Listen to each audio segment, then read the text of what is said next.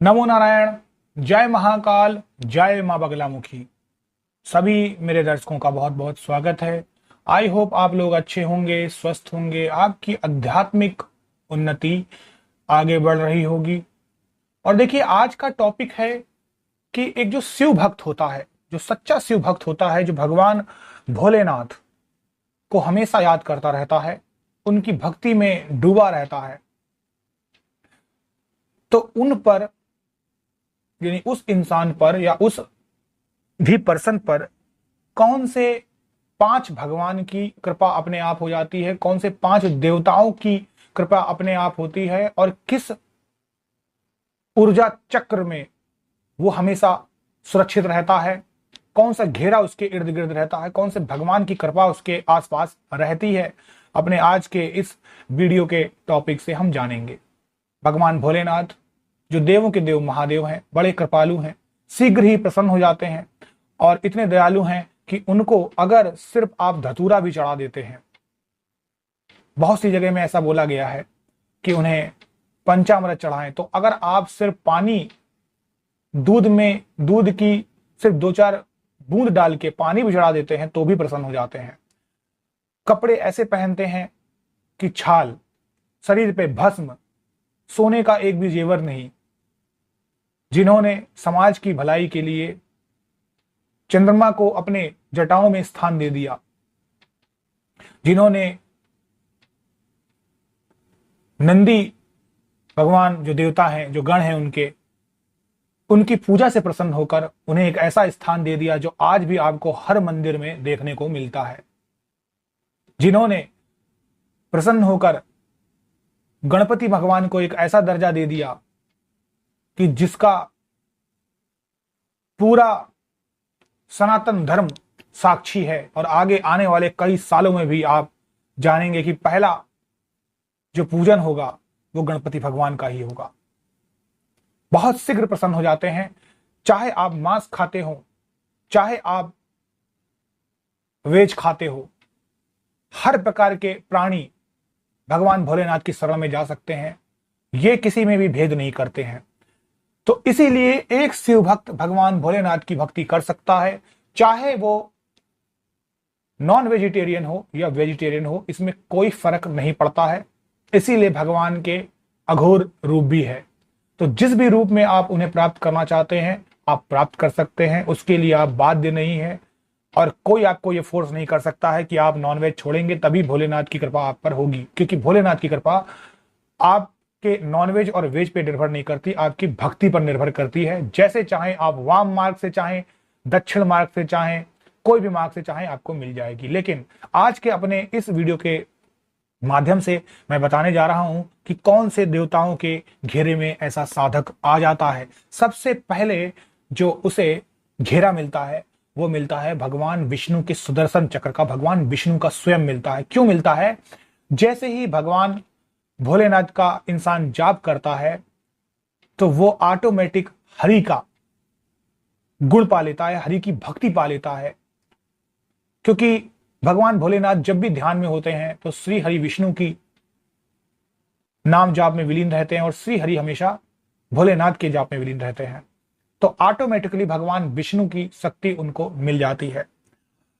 अब जैसे ही भगवान विष्णु की शक्ति मिलती है तो ऑटोमेटिकली उन्हें मां आदि शक्ति दुर्गा की शक्ति भी मिल जाती है, घेरा मिल जाता है। क्यों मिल जाता है? देखिए, सबसे पहले तो आदि शक्ति जगत जननी भगवान भोलेनाथ की धर्मपत्नी है और भगवान विष्णु की बहन भी है। तो इस कारणवश से भी 2 शक्तियां एक साथ उस साधक को मिल जाती है। तीसरी बात, जैसे ही भगवान भोलेनाथ का नाम आता है, एक शक्ति अपने आप जुड़ जाती है।